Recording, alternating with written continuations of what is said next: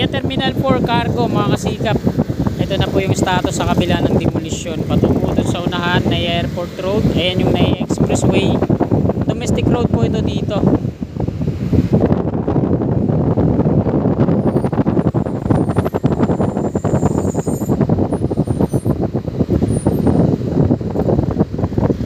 So ito po yung update ngayon dito, no? Saan kaya dito gagawin yung Terminal 5? Gagawin daw dito, may gagawin na Terminal 5 eh. Terminal 1 and 2 and 3 and 4. Ito yung 4. So yung 5 parang dito yung banda, no? Doon sa may gitna ng NAIA Terminal 2 at ito yung 4. Ito mga kasikap, nilinis na rin yung footbridge dito na napakadugyot. Ayan, makikita natin malinis na, no? So ayan, kunan ko po muna ulit bago tayo mag-end. Ayan, maraming salamat. Papalo naman po. God bless.